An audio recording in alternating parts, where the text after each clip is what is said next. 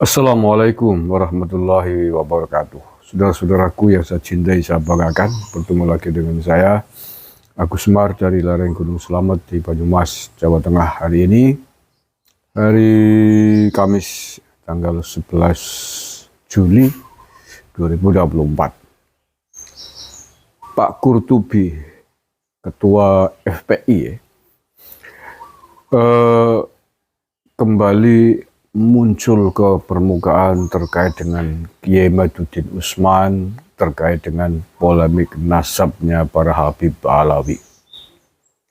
Tetapi menurut saya statementnya hanya menegaskan, mengulangi apa yang pernah beberapa bulan yang lalu dia sampaikan, yakni akan mengeluarkan apa yang disebutnya sebagai bom nuklir.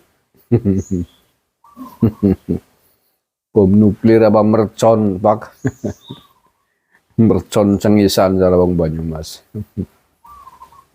Ya, dia mengatakan katanya menyusun sebuah kitab yang kitab itu ya sebut sebagai sebuah bom nuklir untuk Kiai Maduddin Usman Banten.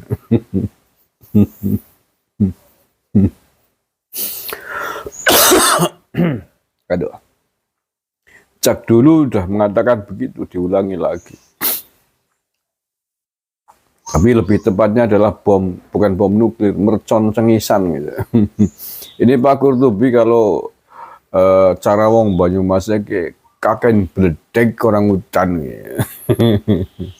Cegar, ker tapi langkah hutannya blas. Akan geluduk langkah hutannya blas. Ya kalau bom nuklir Pak Qurtubi, Kiai Maduddin Usman kan mengeluarkan bom atom ibaratnya ya, yang kemudian bom itu menyeruak berpengaruh dari penjuru Sabang sampai penjuru Merauke.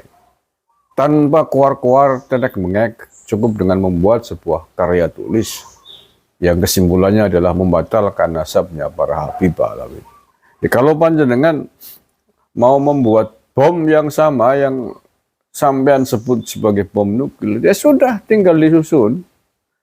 Disusun bantahannya untuk membantah karya tulisnya atau tesisnya Kiai Maduddin Banten itu. Tulis susun per poin, per bab, per alinea, per kalimat yang dibuat oleh Kiai Maduddin Usman Banten tentang batalnya nasab Habib Alawi itu. Kalau mampu membuat karya tulis yang sama, yang bisa mematahkan seluruh argumentasi ilmiahnya Kiai Mat itu baru namanya bom nuklir. Bisa dikatakan bom nuklir karena terasa keras, bukan hanya keras suaranya, geluduknya saja, tapi hujannya juga deras, isinya juga ada. Bukan tong kosong bunyinya nyaring gitu loh ya. Dan tidak perlu berhadapan-hadapan, mau apa? Mau berkelahi apa? Ini dunia digital Pak Qurtubi, bangun, get up please, intisar. Aduh. Bangun Mas, ini udah era digital. Anda tidak perlu menantang berhadap-hadapan dengan Kiai Mat untuk membantahnya. Cukup Anda tulis semuanya, bikin PDF. Tahu PDF nggak nih, Pak Qurtubi? Jangan-jangan nggak tahu PDF. Ya kalau nggak tahu PDF ya pakai video lah, minta santrinya suruh nyoting. Mau bacakan seluruh jawabannya, deng. 10 menit atau 30 menit atau 1 jam, 2 jam nggak apa-apa lah. Kalau nggak bisa membuat PDF, misalkan nggak bisa membuat karya tulis kayak Kiai Mat itu, dah disebarkan di kanal media sosial, selesai. Tidak perlu banyak kuar-kuar, tidak perlu banyak cincong, tidak perlu banyak geluduk. Rampung urusannya Mas. Ya, kalau mau berhadapan-hadapan dengan Kiai Maduddin Usman dalam konteks polemik nasab itu, tentukan dulu posisi Anda. Tentukan dulu posisi Anda mewakili apa. Dalam konteks atau representasi dari siapa. Karena yang dimaui oleh Kiai Maduddin Usman Banten adalah berhadapan dengan Robitoh Alawiyah secara resmi sebagai representasi lembaga yang menaungi nasab para habaib Alawi ini di Indonesia.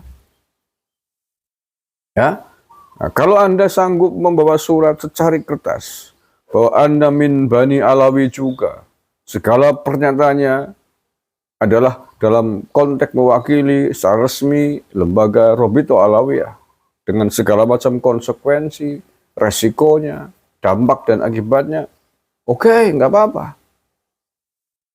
Anda ajukan permohonan itu ke Robito Alawiyah, kalau disetujui, apapun yang nanti dihasilkan dari debat ilmiah misalkan dengan Kiai Maduddin Usman Banten adalah keputusan yang mengikat terhadap Robito Alawiyah. Kalau ada begitu saya kira Kiai Mad bersedia. Minta difasilitasi terhadap lembaga yang punya otoritas akademik. Barangkali mungkin perguruan tinggi negeri kayak Kementerian Agama kayak Tekek atau ke Menteri Dalam Negeri kayak silakan. Yang penting itu adalah lembaga negara yang punya otoritas, punya kewenangan untuk menengahi dan memutuskan hal tersebut. Datangkan. Dan tentu saya kira dalam konteks perdebatan ilmiah harus membuka banyak kitab referensi. Tidak mungkin membutuhkan waktu 1-2 jam. Mungkin 1 hari. Mungkin 3 hari, mungkin 5 hari, mungkin 1 minggu mungkin. Sampai kemudian salah satu pihak menyatakan menyerah, tidak sanggup menemukan argumentasi literasi ilmiah yang lain. Putuskan jeder dan Anda punya membawa surat resmi sebagai sebuah perwakilan dari Robito Alawiyah. Apapun resikonya, apapun hasilnya. Kalau Anda sanggup membawa surat itu, saya kira Kiai Maduddin Banten akan bersedia melakukan pertemuan ilmiah dengan Anda. Tetapi kalau Anda tidak sanggup membawa itu, ya buat apa? Itu hanya bikin gaduh suasana, hanya ingin memperkeruh, memeruncing situasi tanpa menghasilkan kesimpulan yang dibutuhkan, yang diperlukan, yang diinginkan. Oke, nggih, Mas Qurtubi ajak akan gluduk orang naudan. Gawe bae jawabannya. Tulis, susun kitabnya sebagaimana Kiai Mad menyusun tesisnya. Antitesis dari Pak Qurtubi. Beres, sebar. Nanti kita pelajari yang masuk akal mana, begitu. Dalam konteks perdebatan ilmiah, siapapun akan boleh membuat bantahan-bantahan terhadap tesisnya Kiai Maduddin Usman. Tidak hanya Pak Qurtubi, siapapun seluruh ilmuwan di Indonesia boleh melakukan itu dalam konteks memperkaya khasanah ilmu pengetahuan. Dan tidak perlu kakek geluduk, orang perlu kakek koar-koar. Tinggal diluncurkan aja, wis, wus, was, wus. Zaman teknologi digital kayak zaman bahula baik, walah, panelu ketemu. Orang perlu Pak Qurtubi di era digital, Pak. Dengan begini aja kita bisa ketemu. Kita bisa ngerogoh sukmo.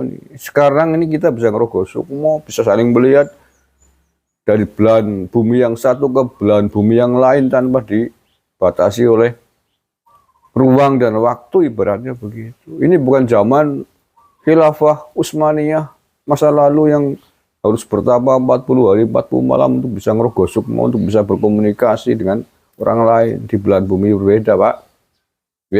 Pak Qurtubi, ini zaman digital, panjenengan cukup buat tesis, tulisan jawabannya selengkap, share, tahu nggak share, sebarkan ke media sosial yang panjenengan punyai. Kalau panjenengan punya media sosial, kalau nggak punya tinggal suruhan santrinya kan beres.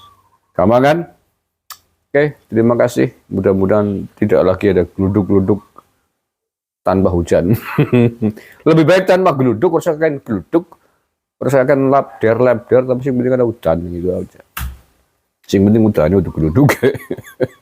Belum begitu. Terima kasih. Assalamualaikum warahmatullahi wabarakatuh.